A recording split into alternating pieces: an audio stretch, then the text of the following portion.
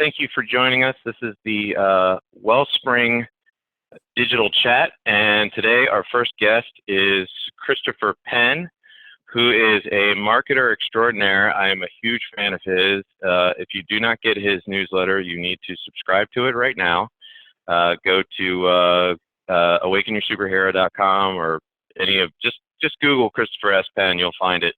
But I'm going to do a very small amount of talking so you can get all the goodness from Chris. So first I want to get Chris to introduce himself. So Chris, welcome. And if you can just give us your bio, give us a little bit about you. Sure. I am the chief data scientist and co-founder of TrustInsights.ai. We are an analytics consulting firm. I've been doing marketing for more than 2 decades. I have been doing analytics for almost 2 decades, and spent a lot of time now in data science, machine learning, AI, all the fancy stuff with numbers and things. And yeah, that's about it. Cool. Well, thank you so much for taking the time to do this. I know these are crazy times, and we'll talk about that in a little bit, but I wanted to quickly take a trip down memory lane. So I've known you since the Blue Sky Factory days, Greg Cangigliosi in Baltimore. I think I met you at a Frederick County Chamber of Commerce, something or other. It seems like 1,000 years ago, and I wanted to just, briefly get a sense from you of what you've seen in the evolution of marketing since your days at Blue Sky Factory, which was how many years ago? You're now exactly a decade ago. It was a decade in 2010. A decade. Yeah. So obviously yeah, time flies. No, the biggest thing that has changed by far in the last decade is the fact that these little devices, these smartphones, iPhone came out in 2007, iPad came out in 2009, and the world has not been the same since. We live on these devices 24/7, and all digital marketing really is, if you're not already a mobile first marketing company, you missed that boat by about 5 years, but right. Better late than never. And what's been interesting to see is how much these portable small devices make the non-digital world also digital, from people Googling for or searching Amazon for a product while they're standing in someone else's physical store, to search inquiries and people talking, now with smart assistants, people are literally just shouting to the air, hey assistant, what's the price on this thing? And you're like, I remember when Bluetooth headsets first came out, and you're like seeing somebody talking to the air, you're like, crazy person or Bluetooth headset? Yeah. Now it's like, headset. Now it's everybody's a crazy person. Exactly.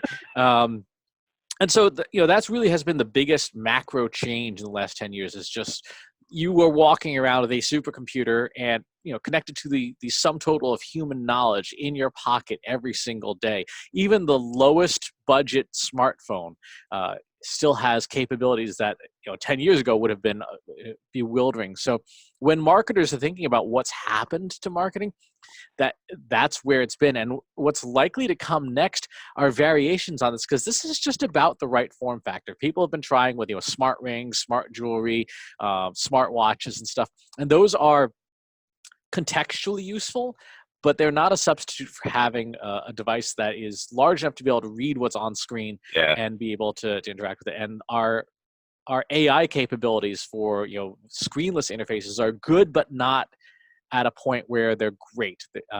Screenless voice interfaces definitely are something you should be paying attention to now and building apps for now, but it's not at a point yet where people feel comfortable. We're not in Star Trek yet, where you can just yell out to the computer and understands exactly what you mean, in context. We still have to be very specific. Right. Yeah, it's I'm curious to see what the next smart whatever is going to be.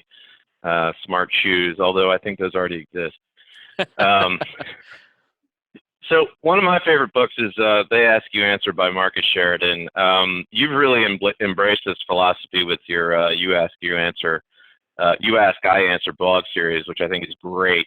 I think it's a fantastic way to stay on top of regular daily issues that people are having with a blog series. But you do a ton of them. You even did one for me. I wasn't even expecting it. It was fantastic. Can you talk about the process of that and you know, how it's been going and you know, how well you think it's working for you? Sure. So let's talk about how well it's been working. It is the dominant form of content on my personal website right now. It is also Right. cross-posted to company properties as well. Um, I have seen it make up for the loss of social media traffic, thanks to YouTube and its distribution channel. The important thing about the process is not that it's a blog series or it's a video series, but it is taking content and repurposing it as quickly as possible. So the way Right. it works is every day I take a question, and I went with Marcus's philosophy because it means I don't have to create new ideas, right? Yeah. Customers are creating the ideas for me. I just have to provide what information I have available that will answer the question. The process is that I record the video every day, 10 minutes or less, because LinkedIn has a hard limit of 10 minutes for uploaded videos, answering Okay. the question. I produce I get the MP4 file. I use a piece of software, a piece of open source software called FFmpeg to convert it to an MP3 file. Now I have a video and I have a podcast episode. I take the MP3 file, I load that to a company called Otter.ai. They're a transcription company, AI powered, phenomenal company. Love them. That gets me an SRT file, which is the closed captions, and it gets me a text file. That text file then becomes the blog post content, the Right. transcript. So now I have video with subtitles, I have audio, and I have text. All of that gets turned into a blog post. The videos get loaded to LinkedIn. The videos get loaded to YouTube. And the SRT files go up to LinkedIn and YouTube as well, because I can't remember what the exact stat is, but an astonishing number of people watch video if it has subtitles without the audio on. So like they can, I see this with business folks a lot in the restroom. They will watch a video without the audio on. If it has subtitles, they'll stick around and watch it. If it doesn't have subtitles, they don't want to turn the audio on in the restroom stall, and so they'll skip past to the next thing. And so Huh. That's interesting. yeah, it's just people being people. And so the process there is you create all of this stuff and you have all of it's templated and things so that there's a minimum amount of time spent processing the thing. And so from beginning to end, I start the video at approximately 7:10 a.m. each day, and by 7:45 I'm wrapped up and everything is out and distributed. Got the social posts from it in Agorapulse, got the video on YouTube, 3 videos on LinkedIn, got the sharing across networks. So it's a way to create a lot of content quickly, efficiently, Right. and it's a one-person show. I know there are a lot of folks. My fellow high school classmate Gary Vaynerchuk is famous for saying, like, you need to create 100 pieces of content a day. Well, that's great because he has literally a staff of 27 people doing that for him. The process, I use a one-man show. It's just a one-person show to do all of it, but it works really well. And so again, the traffic I get great search traffic from it because the transcripts, 10 minutes of talking equates to about 1,500 Yeah. words. If you're cranking out a Yeah. 1,500 word blog post each day, you're doing well. I get the podcast exposure because it is available as a podcast. And so I get those numbers. I get YouTube exposure and Right. links, and then I get LinkedIn traffic and stuff. And so it's a comprehensive way to do a lot of content quickly. One thing I wanted to ask real quick. You went to high school with Gary Vaynerchuk? Yep. Wow. Yep. He was What 1 was year he like behind in me. high school? Very Was it? quiet and withdrawn. He was, by his own admission, really? a terrible. He was by his own admission a terrible student. English is not his first language. Russian is. And so he basically, and he spent most of his, when you listen to him talk about his childhood growing up, working his dad's wine store, is 100% true.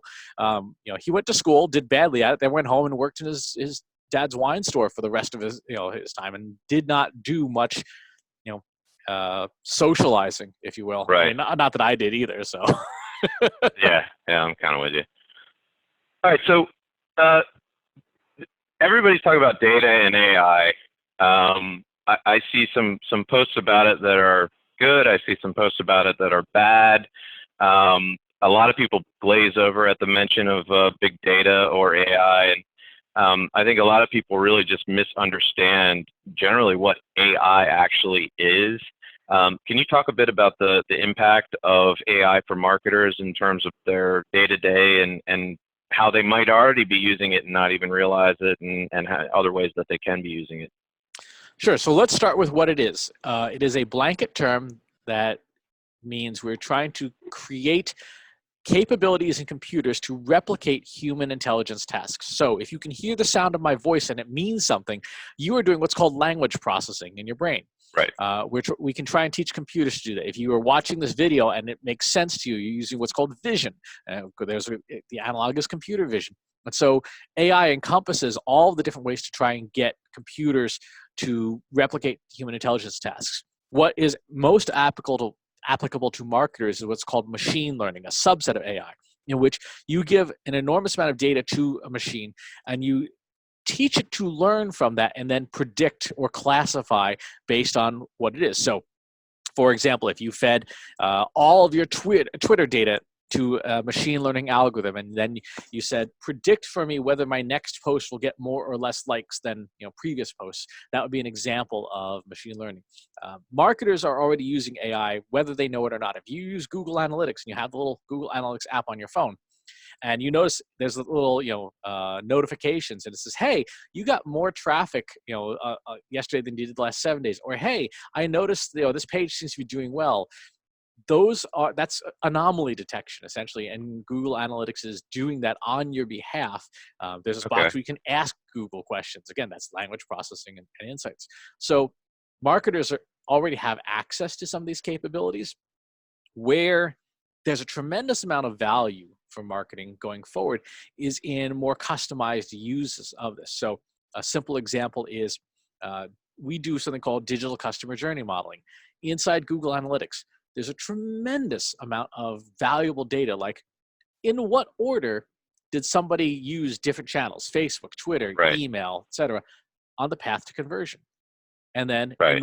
you can take that apart with custom software that we built and understand how important is any one channel to the conversion.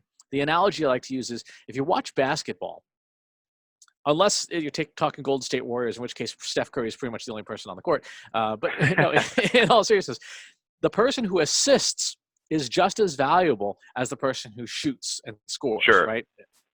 That's modern attribution analysis. All these digital channels we have interact with each other. You and I know this from the customer journey, our own customer journeys. When we're researching a product, we just don't go in a follow linear order. We ask friends, we read reviews, we do all these things that eventually leads us to buy something. So when marketers are doing customer journey mapping, if you use the data you already have, you can put together, at least on the digital side, very comprehensive models of here's how people interact with us, here's what channels assist the most, right? And therefore we should not cut their funding, even if they're not the last thing somebody did. And in what order do they do it so that we can tune our messaging? So, for example, if Facebook is at the beginning of your customer journey and all your Facebook messaging is buy now, buy now, buy now, it's like, you go on that first date and you're like, marry me. Like, whoa. Right. So with all of that data, with all of the platforms and dashboards that are available to people, do you have any tips for marketers on how to stay focused, when so much is coming at them at all times? There's two ways to handle this. The data science and machine learning way is to take all the data you have, essentially put in a really big table, and then you have an outcome you care about, leads, sales, revenue, whatever. And you run a mathematical technique called multiple regression subset analysis that mixes and matches every possible combination of all those fields and then spits out, here are the ones that have a mathematical relationship, correlation to the outcome you care about. And then you test that correlation with the scientific method and you establish these 4 or 5 numbers are really the most important. The non-mathematical way that people do that is called KPI mapping. We say, okay, we have revenue. Okay, well, what things do we know drive revenue? Like number of sales deals won, great. Number of sales deals won, what things drive that? Well, open deals. Okay, well, what drives that? And you keep tracing this chain of evidence and creating sort of like almost like a tree. And then you figure out, okay, what things do I have control over that have a connection to that outcome we care about. And that Okay. is a more practical but less accurate way of doing that kind of KPI analysis, because at the end of the day, we have to ask ourselves as marketers, what number am I going to get a bonus for? Or what number am I going to get fired for, right? That's your KPIs. Right. If you Right. don't know Right. that, you're kind of hosed. Yeah. That's a good point. You got to follow the money. Exactly. Yeah. Yeah. So, last question I wanted to ask you, and I'd be remiss if I didn't mention our buddy COVID-19.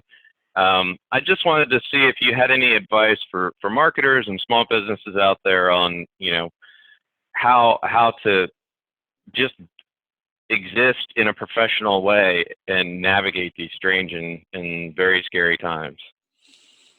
There's It's a a big lot. question, I know. There's a lot of different answers and different aspects to this question. The first is that you need to stay informed through Right. reliable authorities. Johns Hopkins University, the CDC, World Health Organization, the state and local authorities in your area. If you're outside the United States, whatever your provincial government says. And so you need to know what's going on. Second, you Right. need to be paying attention to economic indicators. Economic indicators are going to be what's going to impact your business the most, because if you see, for example, a drop in consumer spending and you're a B2C company, guess what? People are going to be spending less money with you. If you're a B2B company, you need to be looking at things like producer price indices, business confidence indices, to, again, understand what is the appetite somebody has for making a purchase of products or services. We know with almost perfect certainty that a recession started actually about 2 months ago, but it was just the first hints of it. This obviously it's not a tipping point, it's a giant shove. And so, according to Johns Hopkins Center for Health Security, in a situation like this, your planetary GDP is likely to be down, minus 11% first year, minus 25% second year. That's a huge number. So for marketers and businesses, one of the things to be paying attention to is, okay, how do you pivot your product offerings, your pricing, to reflect the new reality? People are going to be extremely risk averse. They're going to be focused on ROI. They're going to be focused on generating revenue. They're focused on cutting costs. How do you change your service offerings and things to reflect that? So, for example, with Trust Insights, we've made sure that we have many tiers of pricing and many different products that are available for where people are, and understand that your sales cycles are going to be lengthened dramatically because, again, people are risk averse. The disease itself, even in the worst case scenario, any loss of life is sad, but it's not the big problem. The big problem are the healthcare system impacts. We're talking a 20% hospitalization rate. And the macroeconomic impacts, which will arguably be the biggest problem, because if you have a whole group of people who have no income anymore, have no jobs, things that significantly dampens things like consumer spending. And the consumer goes first, the business comes second. So B2C gets hit hardest first, and then because B2C dries up, B2B then runs into trouble. So by projections from the University of Basel, the first wave of the pandemic is likely to be over by August or September, just because we'll run out of people to infect. That's when the biggest, and it will peak in sometime in June. Then you're going to have, if you model it based after 2008, 2009, you're about a 3-year recession, 3 to 5 years, depending on how bad it gets. Supply chains so far are more or less holding up, but that's going to depend heavily on what happens. So if you're a small business owner, and we just did this ourselves, get yourself a business line of credit now while credit markets are still available, so that you have that last resort backstop for financial services. This is the time to look at your own spending. Remove anything non-essential. I mean, you don't have to cut to the bone and just stop doing everything. But if there's that software, that subscription, or that service, we've never actually used that thing, this would be the time to turn those dials off. It won't save you a ton of money, but every little bit will help. as a marketer, this is the time to build in your audience. Your audience is going to be what you live or die on. So grow your mailing list, grow your text messaging list, make sure it's an owned audience, not something that Facebook Sure. controls. Own that audience and grow it as fast as you can by providing great value. Be in a position where, as long as it's not materially harmful to your business, give as much as you can, because Right. in times of stress, people appreciate not taking advantage of them. Right. Yeah, exactly. And ultimately, it's going to take, according to the journal of I can't remember, the European Journal of Social Psychology, new habits take about a median of 66 days to set in when a habit becomes automatic. So Okay. as we have all these major changes happening, right now it's too soon. Don't try to change consumer behavior. Just monitor it. Keep an eye on it. And then as new habits start to form, you'll in a couple of months you'll be able to get a sense of, here's where we need to go in the marketplace, based on what people are doing, what they're buying, what they're selling, and so on and so forth. So that's, at that point, you can start to make more longer term strategic decisions, because you'll be well into the recession by then. The pandemic will have become business as usual, Right. and the new normal, which is the phrase everyone loves to use. And from there, you can begin really planning. So right now, cut your costs, keep your expenses contained as best as you can. If you have not already been doing so, stockpile some cash. It's a good thing to do from a business perspective. Get that line of credit, and then do a lot of these planning exercises. What's the worst case scenario? What's the best case scenario? What's likely?